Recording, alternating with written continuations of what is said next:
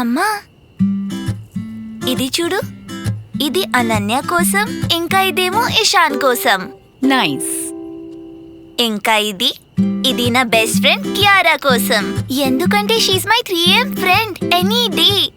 చాలా బాగుంది. But I think నా బెస్ట్ ఫ్రెండ్ అయితే రాహుల్ కదా. చిన్నప్పటి నుంచి ఇద్దరం కలిసి ఉన్నాము. అది కరెక్టే. కానీ కావ్య, తను నా ప్రతి ప్రాబ్లంకి సొల్యూషన్ ఇస్తుంది.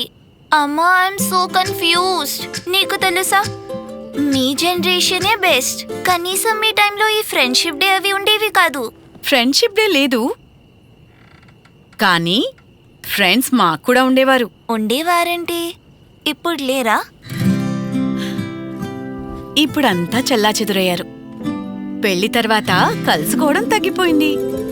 తర్వాత మీరిద్దరూ పుట్టారు. మీ ఇద్దరితో నేను బిజీ అయిపోయాను. ఇంకా నా ఫ్రెండ్స్ వారి లైఫ్లో.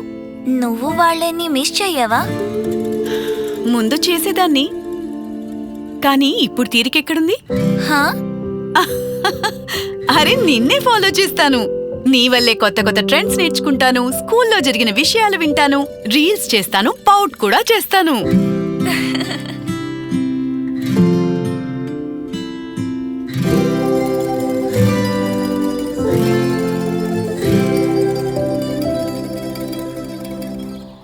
Good morning. Good morning. Ready?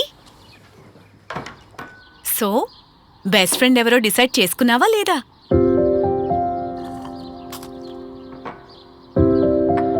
అమ్మా, ఒక మాట చెప్పు. బెస్ట్ ఫ్రెండ్ అంటే వాళ్ళే కదా మీకోసం అర్ధరాత్రి కూడా అవైలబుల్ గా ఉంటారు? అవును.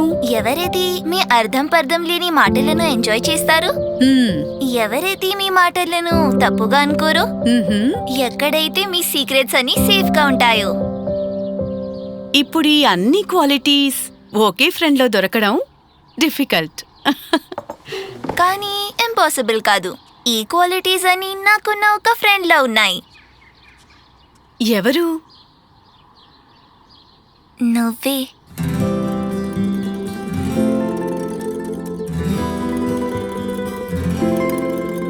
నాకు తెలియనే లేదమ్మా, నువ్వు అమ్మ నుంచి ఫ్రెండ్ గా ఎప్పుడైపోయావు.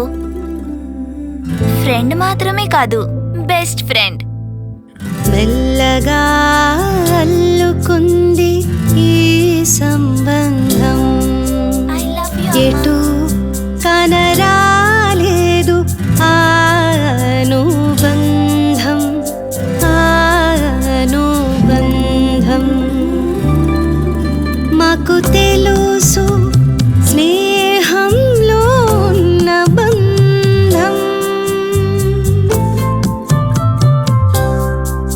మాకు తెలుసు స్నేహంలో ఉన్న బంధం, మన మధ్య నిలిచింది ఇప్పుడు అనుకోని అనుబంధం.